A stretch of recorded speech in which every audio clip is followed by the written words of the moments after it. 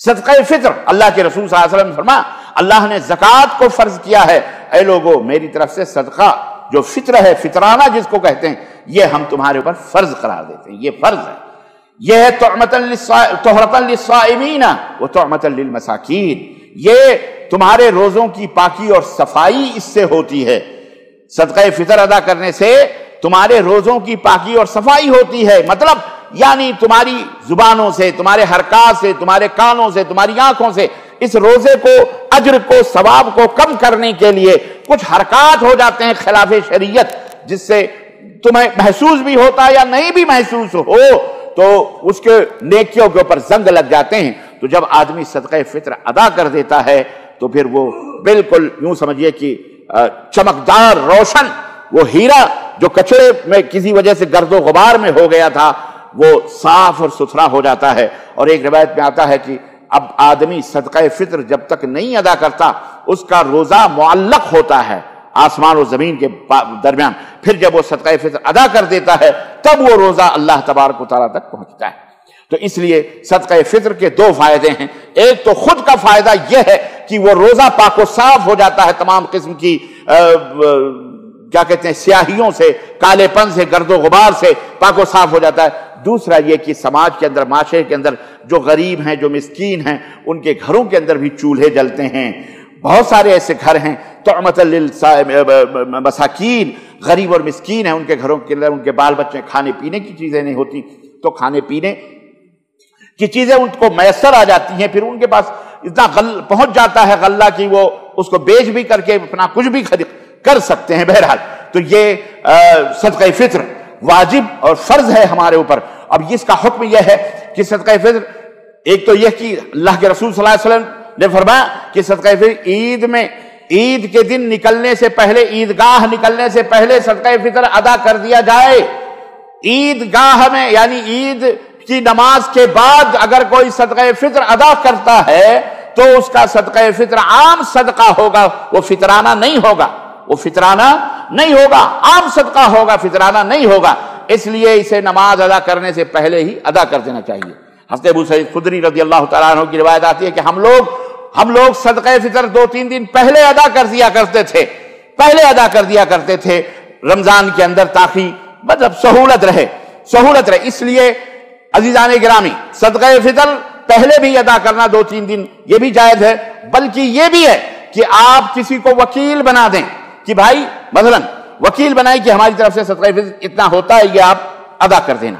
ایک تیسری چیز یہاں پہ یہ بھی آتی ہے، بہت سارے لوگ سوال کرتے ہیں کہ محترم یہ بتائیے کہ صدقہ فطر پیسہ کتنا دینا ہے، نقد کتنا دینا ہے؟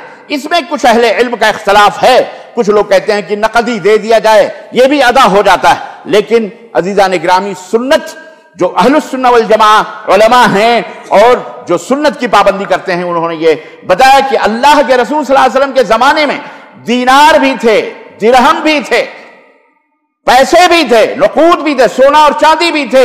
اللہ کے نبی صلی اللہ علیہ وسلم نے اسے فطرانہ مقرر نہیں فرمایا، بلکہ فطرانہ مقرر فرمایا تو غلے فرمائے، گیہوں ہے، چاول ہے، آٹا ہے، پنیر ہے، جو ہے، گوشت ہے، جو بھی ہے جو آپ کھاتے ہیں وہ غریبوں اور مسکینوں تک ایک ساع مدنی، ایک مدینے کی جو ساع ہے، ساع پیمانہ تھا ایک تولنے کا، وہ ساع بھر کے تقریباً اس دور میں تقریباً 2 کلو 47 گرام میں 250 کلو گرام تقریباً ہوتا ہے، 2 کلو آج 2.5 کلو چاول یا گیہوں یا آٹا یا کھانے کی جو بھی چیز ہے وہ کسی بھی غریب اور مسکین کو دینا، یہ ہے سنت اللہ کے رسول صلی اللہ علیہ وسلم کی۔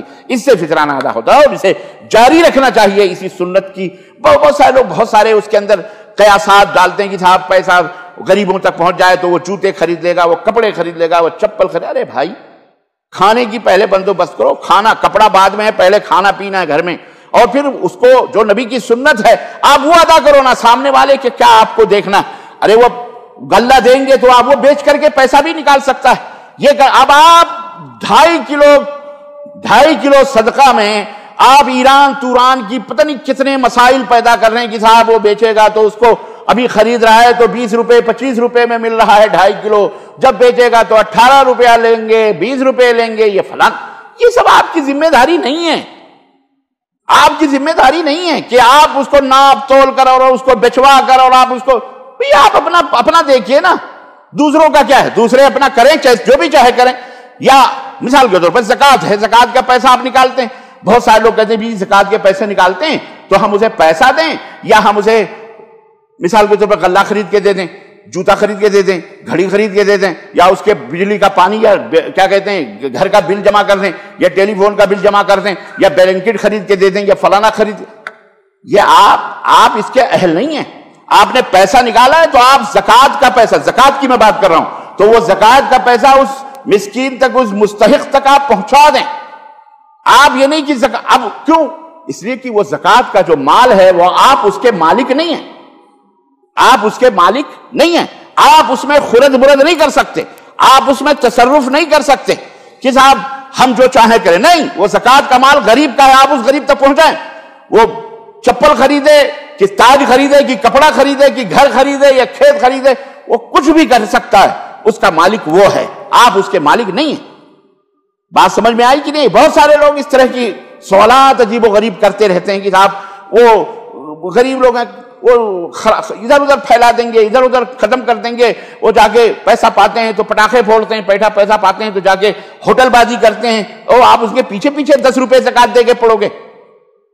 بھئی آپ اپنا دیکھیے، اللہ تعالیٰ آپ کے زکوٰۃ کو قبول فرمائے.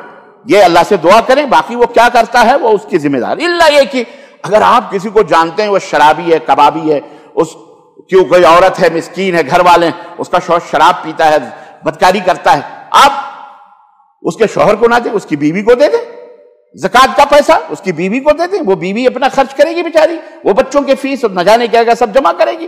آپ اس شوہر کو نہ دیں.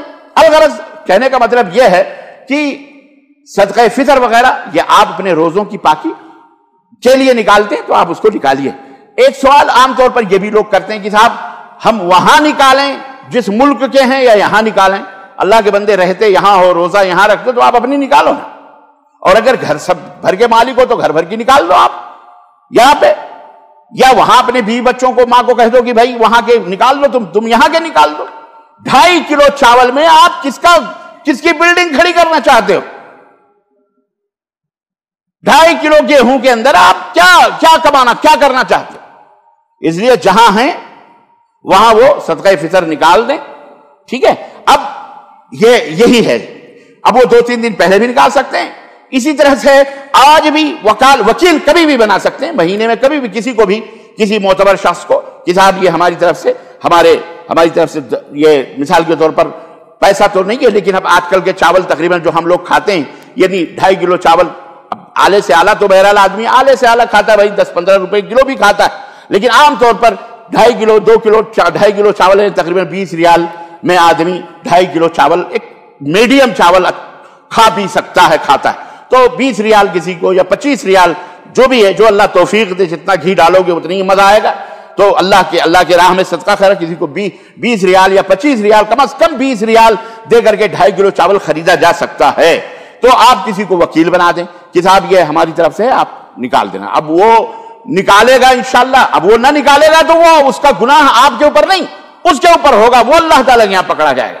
سمجھ بات آئی؟ اور آپ نصیحت کر غلہ ہم کو نکال کے دینا، غلہ نکالنا تو غلہ نکال دے گا آپ کی طرف سے، عید کے پہلے نکال دے گا انشاءاللہ تبارک و تعالیٰ. تو اس طرح سے آپ وکیل بھی بنا سکتے ہیں. ٹھیک ہے، کسی کو آج بھی وکیل بنا سکتے ہیں، کل بھی بنا سکتے ہیں، البہم عید کی پہلے سے بھی بنا سکتے ہیں، اور آپ خود بھی اپنے ہاتھ سے ادا کر سکتے ہیں. تو یہ صدقہ فطر کے یہ مسائل رہے. بہرحال ابھی ایک جمعہ اور باقی ہے، انشاءاللہ اس کے اندر بھی ذکر ہوگا.